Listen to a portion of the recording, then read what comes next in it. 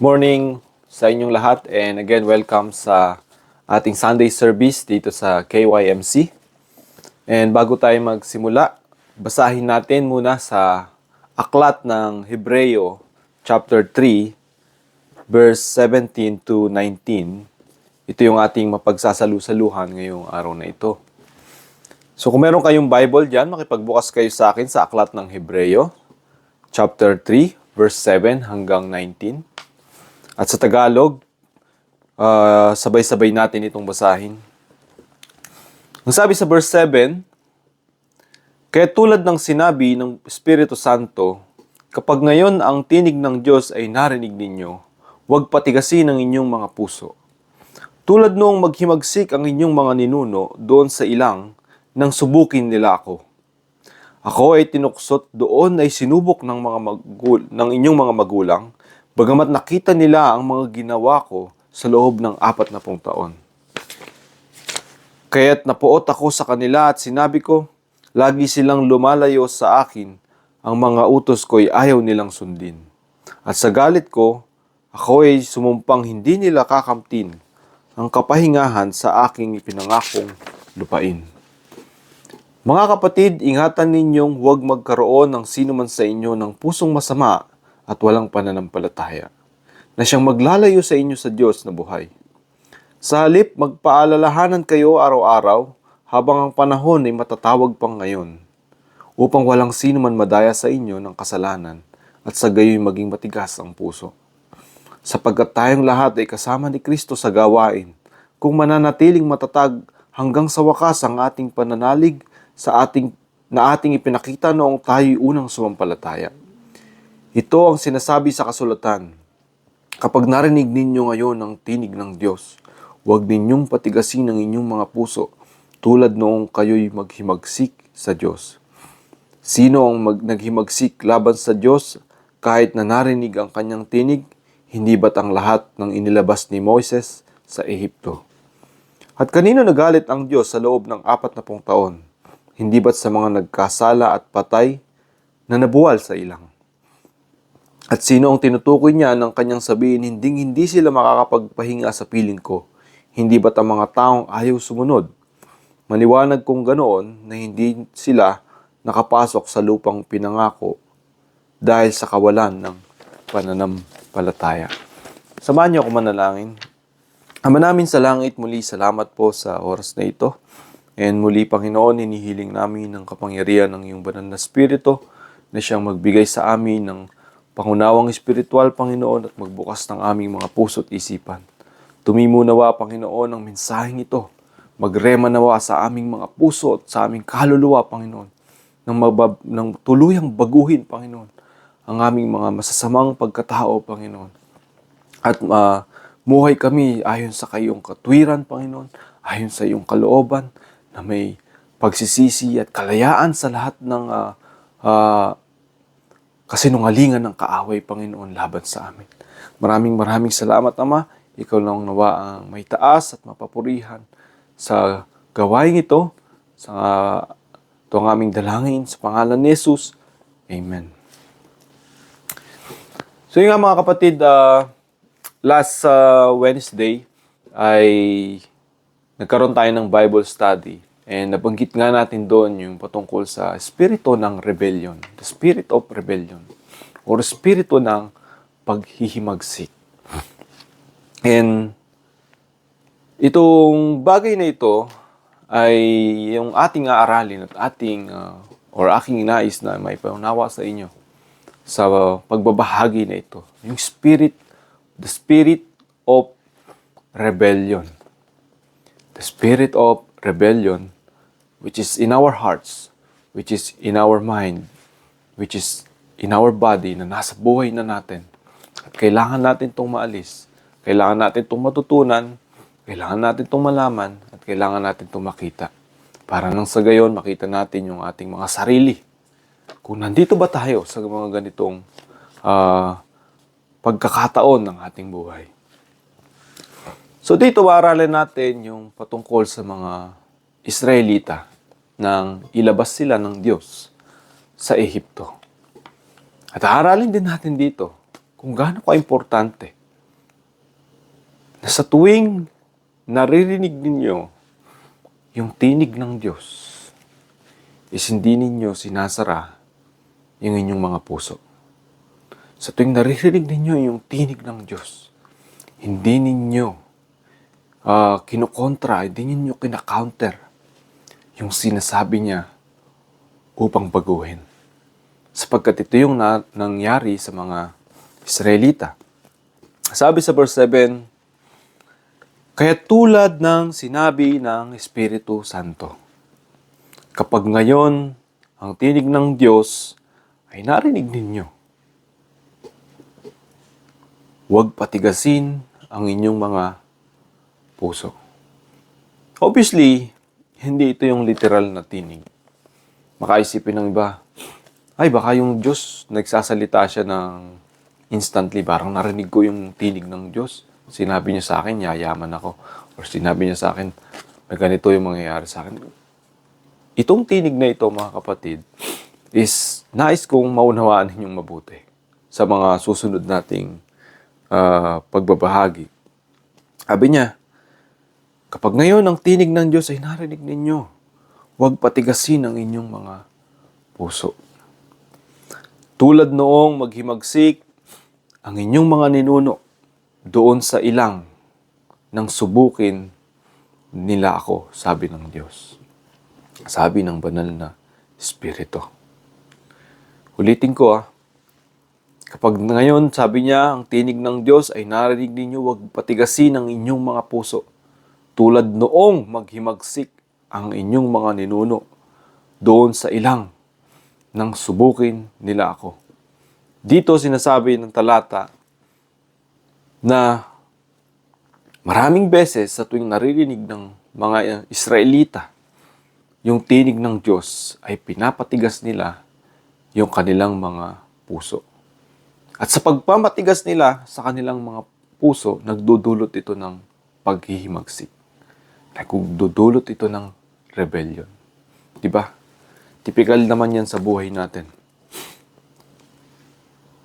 Doon sa ilang, at hindi lang paghihimagsik, bunga ng kanilang paghihimagsik, yung Diyos na dapat naging kaantabay nila, yung Diyos na dapat sinamba nila, yung Diyos na dapat itinataas nila sa tuwing sila'y nagwawagi, baligtad yung kanilang mga ginawa. Sinubok pa nila ang Diyos na para bang mas mataas pa sila sa Diyos. Paano nasabi ng Diyos? Ito yung kailangan nating malaman. Paano nasabi ng Diyos na naghihimagsik yung mga Israelita? Kung tutusin, makikita natin yung mga buhay ng Israelita noon. Nilabas ng Diyos yung mga Israelita doon sa ilang. Nilabas sa Ehipto. And then, dinala niya doon sa wilderness. Nandun sila sa ilang, naglakbay sila patungo doon sa Promised Land. Sumunod ang sumunod ang mga Israelita ayon sa kagustuhan ng Diyos. Pero hindi ibig sabihin na sumusunod ka, hindi ibig sabihin na nandoon ka sa ilang ay sumusunod ka na ng totoo sa Diyos. Or dinidinig mo nila yung tinig ng Diyos. Kung tutusin, hindi alam ng mga Israelita, hindi alam ng tao kapag ito ay naghihimagsik. Hindi natin nalalaman kapag meron tayong rebellion sa puso natin. Yan ang mahirap sa rebellion. Kagaya nung panahon ni Moses, itong mga Israelita, itong sina Korah, nagkaroon sila ng paghihimagsik laban kay Moses, na kung tutusin yung paghihimagsik na ginagawa nila ay paghihimagsik sa Diyos, hindi kay Moses. Nagulat si Moses nang lumapit sa kanya itong sina Korah at itong kanyang mga sambahayan at nagkiklaim sila na hindi lang si Moses ang may karapatang makipag-usap sa Diyos. Imbis na sumunod sila, naisip pa nila na hindi lang dapat si Moses ang magkaroon ng access sa kapangyarihan ng Diyos. Maybe iniisip nila hindi ganun ka-worthy si Moses, mas magaling pa sila kay Moses. Nandito lahat sila pare-pareho sa ilang, pare-pareho silang sumunod sa Diyos. Lumabas sila sa Ehipto, sumama sila dito. Meron silang kumbaga meron silang authority or meron silang sense of privilege na nararamdaman sa kanilang sarili na, well, hindi na lang dapat si Moses ngayon ang nakikipag-usap sa Diyos. May karapatan din tayo. Kaya naman at that moment, hindi nakita ni Moses yung intention nila or nothing even, walang mabuti na nakita si Moses doon sa intention nila. Ang nakita kaagad ni Moses yung takot. Kaya sabi ng Biblia doon, natakot ng husto si Moses at madali-daling pinagsindi ng insenso ang mga Israelita at sino mang hindi pumanig doon sa mga grupo ni Korah ay huwag magsindi ng insenso at sino mang pumanig sa Diyos ay magsindi ng insenso at dali-dali nabiyak yung lupa at nahulog yung lahat na parang mahigit 200,000 na katao. Nahulog sila sa ilalim ng lupa at nagsara ito. Yun yung tinasabi ko kanina na paghihimagsik. Hindi nalalaman ng tao kapag naghihimagsik siya. Ang nalalaman niya na meron siyang katwiran, meron siyang sinasabi, meron siyang tama, pero hindi niya nalalaman na naghihimagsik siya. Mabigat na usapin kapag sabihin ng isang tao ay naghihimagsik. May bigat na pag-uusapan kapag isipin ng isang tao may paghihimagsik sa puso niya. Pero gustong linawin ito ng Biblia. Na kapag sinabi ng Diyos, sabi niya, kapag narinig ninyo yung tinig, wag na wag ninyong kokontrahin. Sapagkat yun lang yung natatanging pag-asa na yung tao matauhan sa kanyang paghihimagsik. Kapag narinig ninyo yung tinig, sabi ng Diyos, wag na wag ninyong patigasin ang inyong mga puso. Noong time na yon, even si Moses ay winarningan sila Korah. Pero hindi sila nakinig. Nakita nila yung kanilang katwiran, hindi nila kinonsider yung sinasabi ni Moses as something na mas valid, as something na mula sa Diyos. And yung time para sila'y magsisi ay sobrang huli na. Nabiyak yung lupa at nahulog silang lahat doon. Gayun din yung time na si Jesus ay ipako sa krus. Sabi ko kanina, hindi nalalaman ng tao kapag sila nag-iimagsik. The moment na napako si Jesus Christ sa krus at pinapako siya ng mga Israelita. Si Jesus Christ na mismo yung nagsabi, Panginoon, patawarin mo sila sapagkat hindi nila nalalaman yung kanilang ginagawa. Hindi nila nalalaman yung kanilang ginagawa. Akala nila yung kanilang ginagawa is makatwiran sa harapan ng Diyos. Na ipapako si Kristo. Na yung lahat ng ginawa ni Jesus Christ ay kalapastanganan sa harapan ng Diyos. At yung ginagawa nilang pagpapapako sa Kanya ay something na makatuwiran sa harapan ng Diyos. Pero sa bandang huli, nawalan ng pagkakataon yung pagsisisi para mangyari.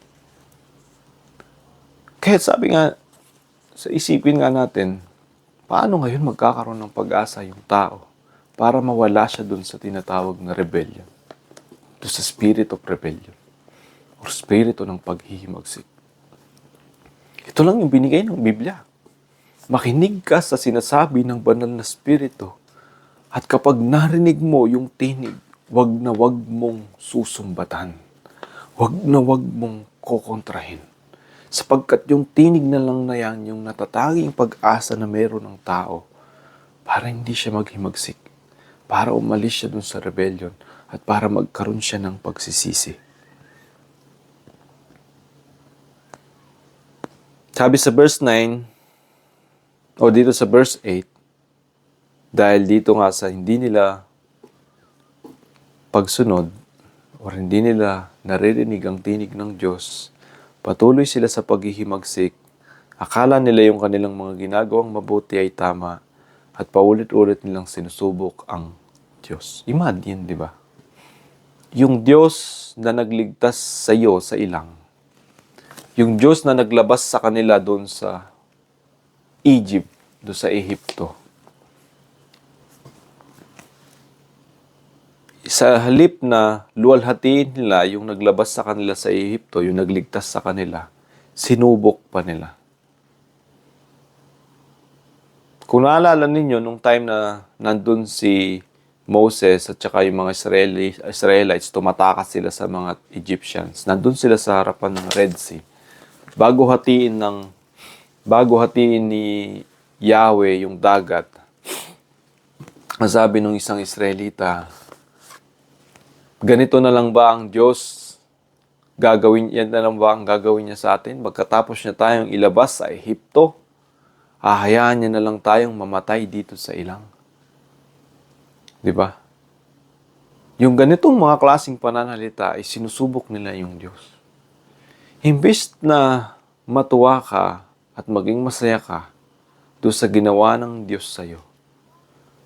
Kapag dumaranas ka ng pagsubok, o kapag dumadanas ka ng wala ka ng kakapitan, susubukin mo na ngayon yung Diyos. Yung Diyos na ayaw mo din namang sundin. Kasi kung may choice ka nga lang, babalik na lang siya sa Ehipto di ba? Bumalik na lang tayo sa Ehipto, sabi ng mga Israelita at that time. Mabuti pa doon. Di ba? Parang sinusumpa mo pa yung Diyos na nagligtas sa'yo. Sabi sa verse 9, ako ay tinuksot doon ay sinubok ng iyong mga magulang, bagamat nakita nila ang mga ginawa ko sa loob ng 40 taon. Imagine kahit anong ipamalas ng Diyos na kapangyarihan niya sa kanila, hindi nila ibinigay ang kanilang buong tiwala sa Diyos. Diba? Na para bang hayaan mo ang Diyos, diba?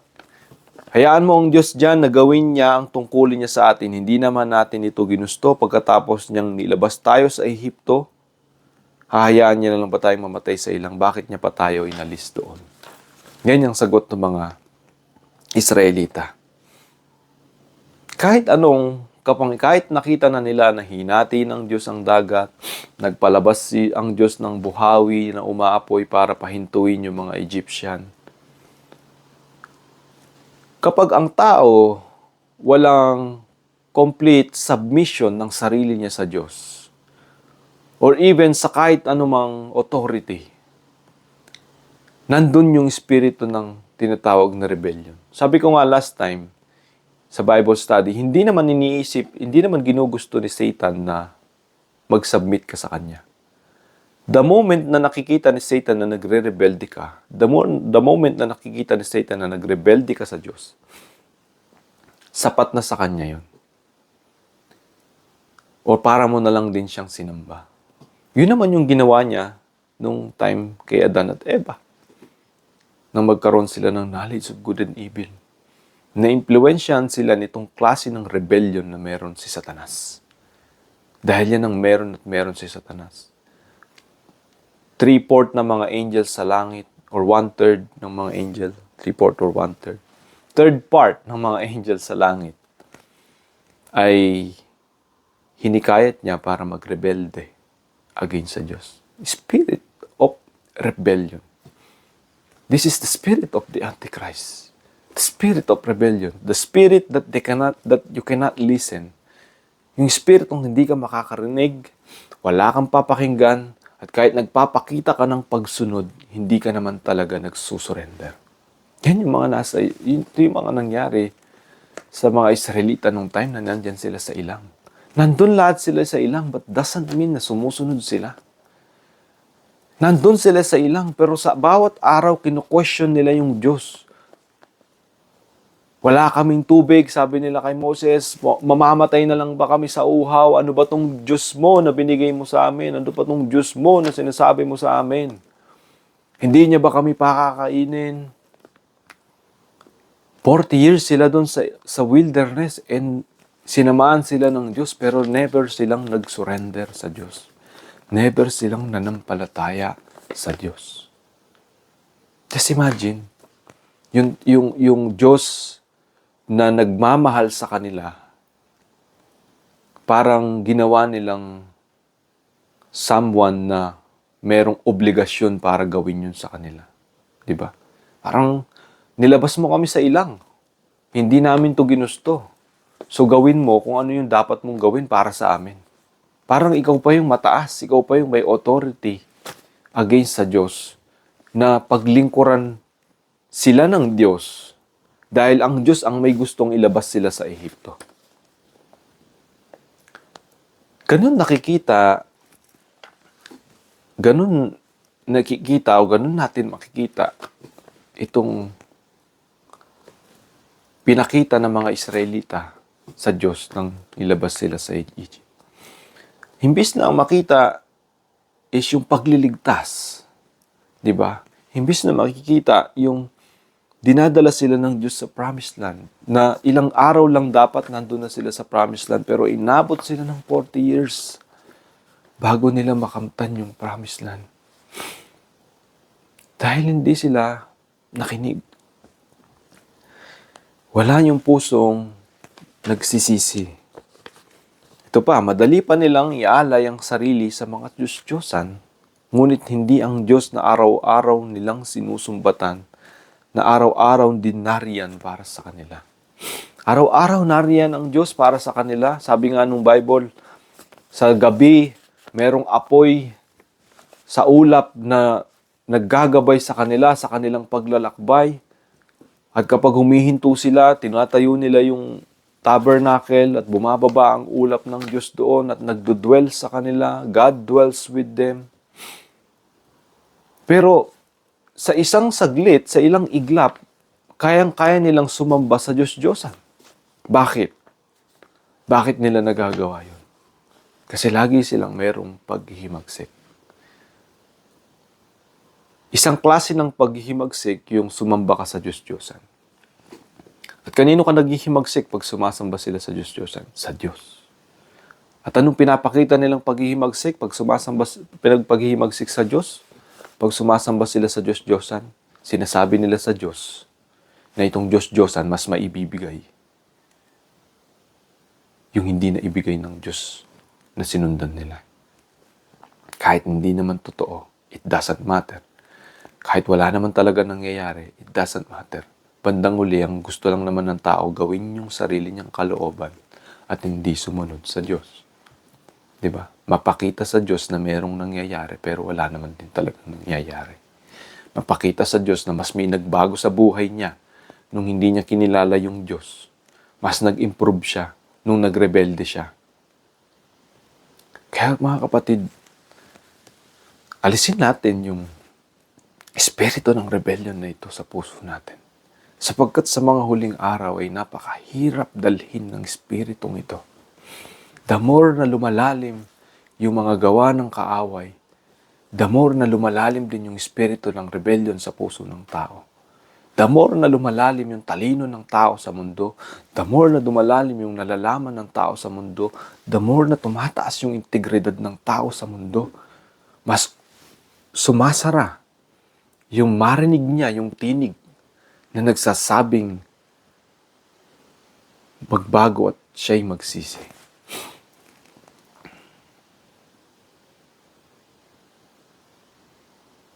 Imagine tuksuhin ka gaano kalaking insulto sa Diyos na tuksuhin siya ng mga taong iniligtas niya. Tuksuhin, ha? Sabi niya kanina, ako ay tinuksot, doon ay sinubok ng inyong mga magulang. Tinukso, di ba? Tinukso, anong tukso? Paano nilang dinukso ang Diyos, di ba? Yung sabi ko kanina, ikaw nagligtas sa amin. Yan sabi niya, ikaw nagligtas sa amin. Panindigan mo yan. Panindigan mo ito. Parang, hello, di ba?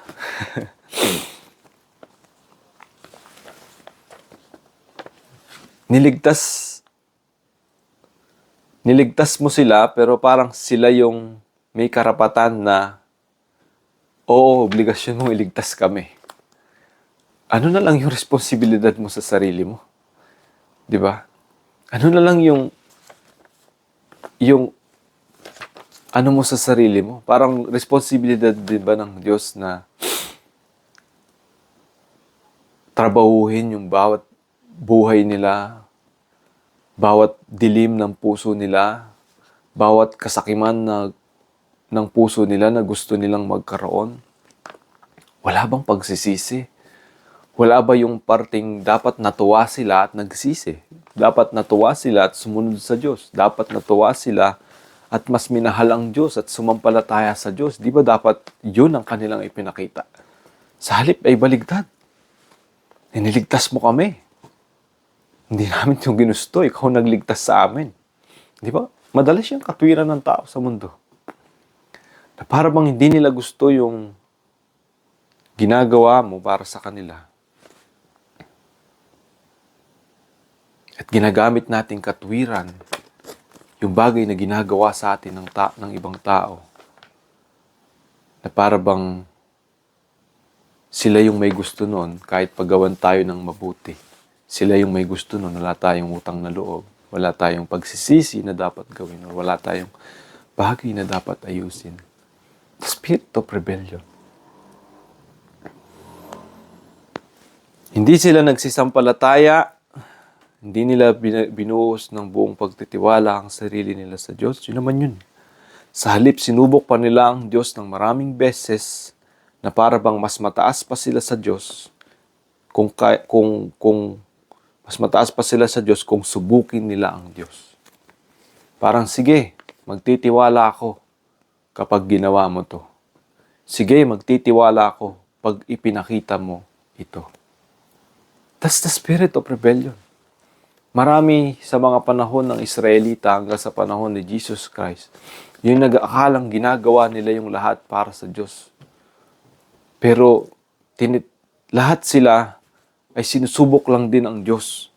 Na para bang ang Diyos ang may dapat gawin at hindi sila. Ang Diyos ang may dapat baguhin at hindi sila. Di ba? Pag may ginagawa ang mga Israelita para sa Diyos, kailangan may gawin ang Diyos doon sa ginagawa nila. Kung hindi ginagawa ng Diyos yung nais nilang gawin ng Diyos, ay parang nawawala yung kanilang tiwala sa Diyos.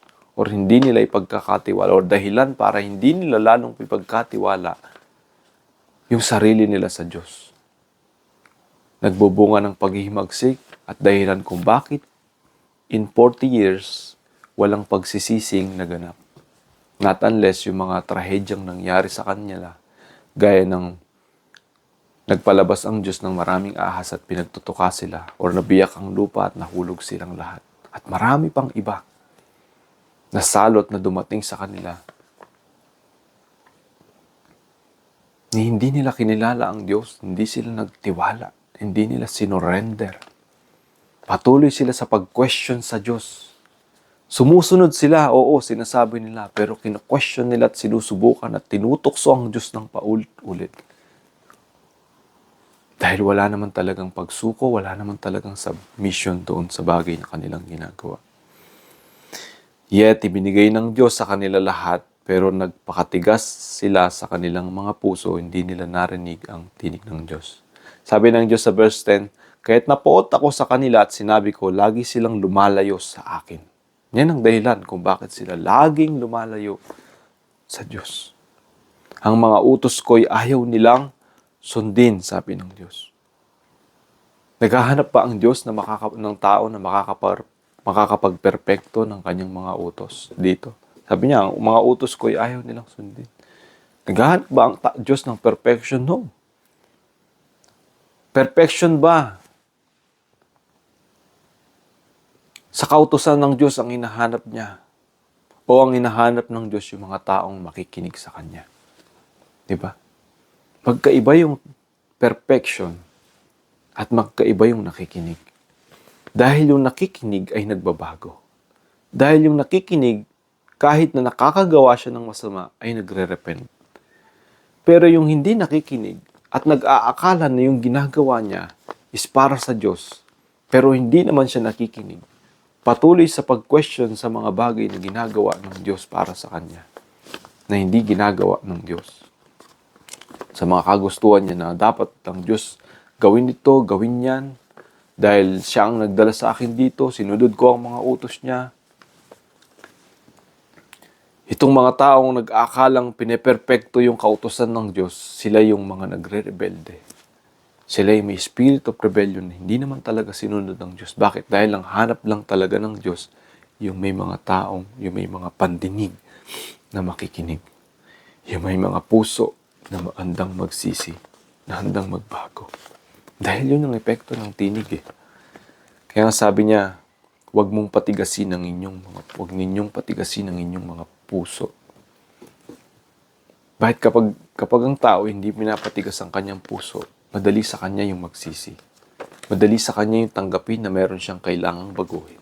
Pero kapag ang tao pinapatigas ang puso niya, ang hirap magbaguhin nun. Walang makakapagsabi sa kanya ng dapat niyang baguhin, kundi ang tinig lang ng Diyos. Yung kaisa-isa at tangi-tanging tinig na madalas is kino-counter natin or hindi natin pinapakinggan.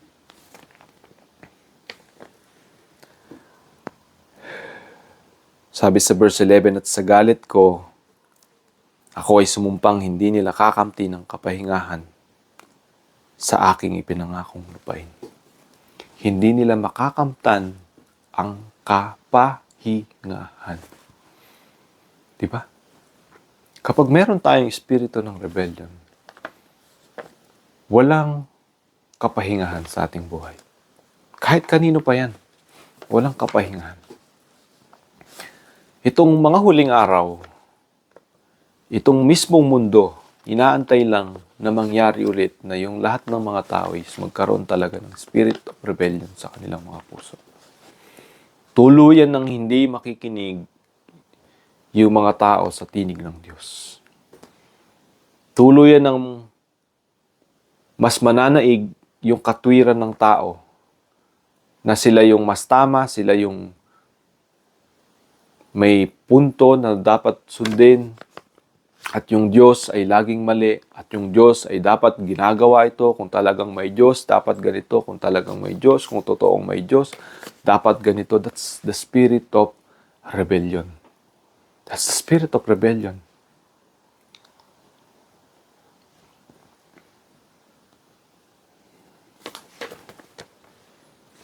And that spirit of rebellion will not give anyone rest. Hindi magkakaroon kailanman ng kapahingahan. Mga kapatid, sabi niya, ingatan ninyong huwag magkaroon ng sino man sa inyo ng pusong masama at walang pananampalataya. Gaya nga ng mga Israelita na nagkaroon ng pusong masama at hindi totoong sumampalataya, na siyang maglalayo sa inyo sa Diyos na buhay. Maglalayo sa inyo sa Diyos na buhay. Sa halip magpaalalahanan kayo araw-araw, sabi niya, habang ang panahon ay matatawag pang ngayon. Ito nga yung sinasabi ko kanina. Habang ang panahon ay matatawag pang ngayon. Sapagkat hindi lahat ng panahon at pagkakataon ay dumarating. At dumarating ang mga pagkakataon sa puntong hindi mo na ito mababawi pa. Anong ibig sabihin? Magpaalalahanan kayo habang ang panahon ay matatawag pang ngayon. Habang ang panahon ay meron pang panahon para magsisi at magbago. Habang ang panahon ay hindi pa dumating sa punto na magkakaroon ng matinding gulo, magkakaroon ng matinding hidwaan, magkakaroon ng matinding sakitan, magkakaroon ng matinding takot, magkakaroon ng matinding mga pagkakataon na wala ng pag-asa para magbago. Wala ng pag-asa para masabing, ito na yung ngayon.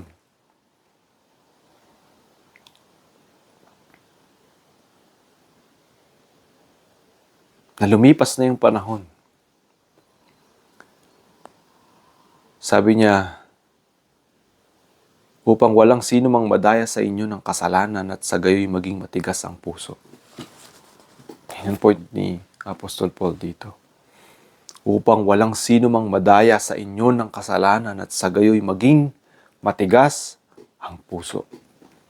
Habang meron pang panahon ng pagsisisi na tinatawag na ngayon, habang hindi pa tuluyang napapatigas ang puso dahil sa rebellion, pakinggan ninyo, sabi niya, ang tinig ng Diyos. Magpaalalahanan kayo sa araw-araw dito sa espiritu ng rebellion na ito. Sa verse 14, sapagkat tayong lahat ay kasama ni Kristo sa gawain kung mananatiling matatag hanggang sa wakas ang ating pananalig na ating ipinakita noong tayo'y unang sumampalataya.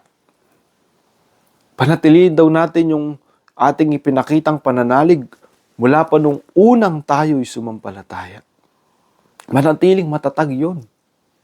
Sapagkat bakit niya ibinabalik yung unang pagkakataon na tayo sumampalataya? Dahil doon sa unang pagkakataon na yun, punong-puno tayo ng pagsisisi sa buhay. Punong-puno tayo na kailangan natin ng pag-ibig ng Diyos. Nagsisisi tayo. Wala tayong iniisip na kahit anumang galit or pagtitigas ng puso dahil sa pangangailangan natin ng kaligtasan. Kaya't kailangan nating alalahanin yun at panatilihin. Sapagkat dumarating ang pagkakataon na ang tinig ng Diyos ay hindi natin papakinggan kapag tayo'y nagkaroon ng spirito ng rebellion. Ito ang sinasabi sa kasulatan, kapag narinig ninyo ngayon ang tinig ng Diyos, huwag ninyong patigasin ang inyong mga puso tulad noong kayo'y maghimagsik sa Diyos. Tulad noong kayo'y mga rebelde sa Diyos, mga rebellion, nagkakaroon ng rebellion sa Diyos. Dahil nung hindi pa tayo sumasampalataya, hindi man natin nalalaman, pero mga tao tayo na naghihimagsik sa Diyos. Nang hindi pa natin nalalaman or naririnig or nagsisisi sa ating mga kasalanan, mga tao tayo na mga rebelde sa Diyos, na moment na sinusunod natin yung ating mga sariling kagustuhan, it is an act of rebellion against God without us knowing it. Pero nang marinig natin ang tinig ng Diyos, nung una na ating napakinggan, na nagligtas sa atin at tayo sumampalataya, sabi ni Paul, panatilihin natin ito at huwag patigasin ang ating mga puso. 16, sinong naghimagsik laban sa Diyos kahit na narinig na nila ang kanyang tinig? Hindi ba't ang lahat ng inilabas ni Moses mula sa Ehipto, di ba? Narinig nila, sabi ni Paul dito, nililinaw niya, narinig nila ang tinig ng Diyos, pero nagmatigas yung kanilang mga puso na nagdulot sa kanila ng paghihimagsik. At kanino nagalit ang Diyos sa loob ng 40 taon? Hindi ba't sa mga nagkasala at patay na nabuwal sa ilang? Pinapakita dito ni Paul kung paano itong mga nagkasala at namatay at nabuwal sa ilang ay mga taong naghimagsik sa Diyos, mga taong hindi nakinig sa tinig ng Diyos. Simple lang naman, ulitin ko, simple lang naman ang nais ng Diyos na marinig na tinig. Na tinig niya na nais niyang marinig natin. Yung tinig na nagtuturo sa tao upang magsisi, nagdadala sa tao para magsisi. Parang tigilan na yung kadiliman na nagmumula sa puso, tinigilan na yung kawalan ng kapahingahan. Hindi ba't ang lahat ng at kanino nagalit ang Diyos sa loob ng 40 hindi ba't sa mga nagkasala at patay na nabuwal? At sino ang tinutukoy niya? Sa verse 18, ng kanyang sabihin, hindi sila makakapagpahinga. Sa piling ko, hindi ba't ang mga taong ayaw sumunod? Maliwanag kung ganoon na hindi sila nakapasok sa lupang pangako dahil sa kawalan ng pananampalataya. Diba?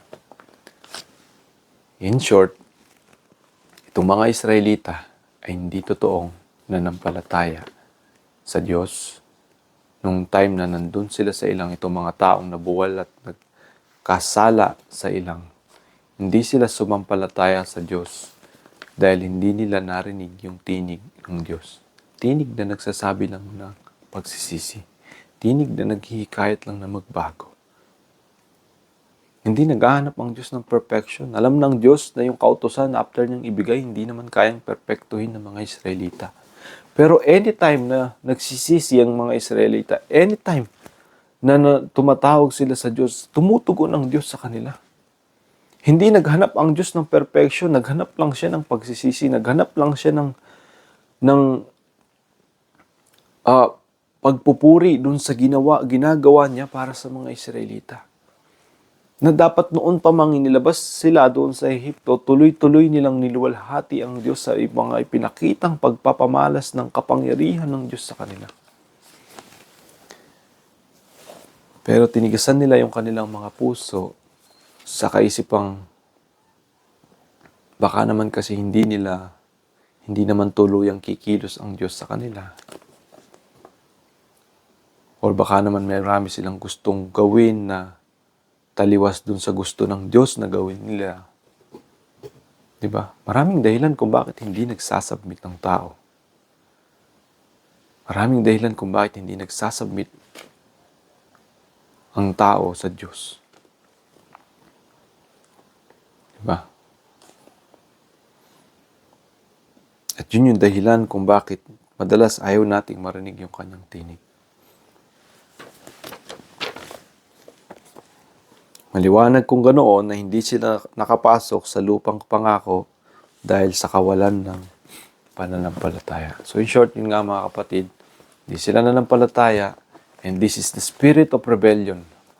This is the spirit of rebellion na patuloy mula sa panahon ni Adan at ni Eva hanggang sa panahon ngayon na ginagawa ng kaaway. This is the work of Satan. This is the work of the Antichrist. Satan is the first one to rebel against God. Even yung mga angel na nag-fall, they rebel against God. And this is the spirit of rebellion na nagbahabahagi sa sanlibutan. We are a rebellious generation. And that spirit of rebellion needs to stop sa pamamagitan ng pananampalataya natin kay Kristo. Paglabanan ninyo yan, kailangan ninyong marinig yung tinig niya sapagkat madalas tayong mga tao, hindi tayo makakikinig sa tinig ng iba. Or even kapwa natin tao na magsasabi sa atin ng ginagawa nating masama or ng mali, hindi natin yan pakikinggan. Tanging ang tinig na lang ng Diyos ang mangungusap sa puso natin. At kapag ito'y nangusap sa puso natin at alam natin na meron tayong kailangang ipagsisi sa ating buhay, wag nating kokontrahin yung tinig na yun. Sapagkat hindi naghahanap ang Diyos ng perpekto.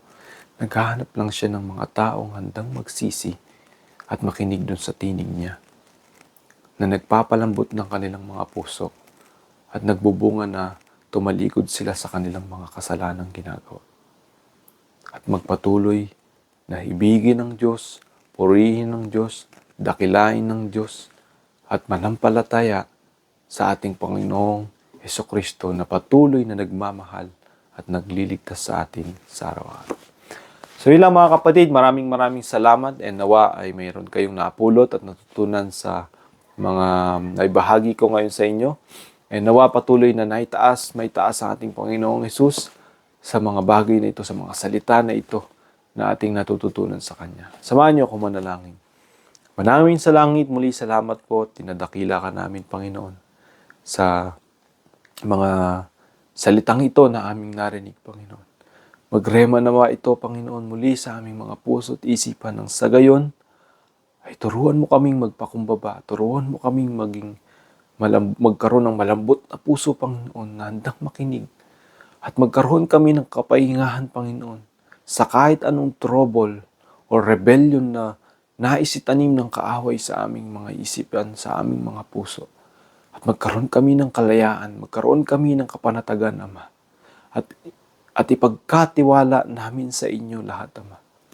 Sapagkat dito sa mundo, Panginoon, ay walang bagay na perpekto. At lahat ng kasamaan ay maaaring gamitin ni Satanas laban sa amin upang magkaroon kami ng rebellious na puso, Panginoon, gaya ng mga Israelita. Lahat ng kasamaan at pagsubok ay kayang gamitin ni Satanas, Panginoon, upang magkaroon kami ng rebellious heart against sa iyo, Ama. Subalit, Ama, tulungan mo kami na marinig ang iyong tinig na nagtuturo at nagbumubulong palagi sa amin upang magsisi at huwag patigasin yung aming mga puso sa pagbabago na pwede mong ibigay at pagkaloob sa amin. Maraming salamat, Ama. Ikaw lang ang napapurihan na itaas at nadakila sa gawain ito. Ito ang aming dalangin sa pangalan ni Jesus. Amen and amen. So God bless you guys, and see you again next time.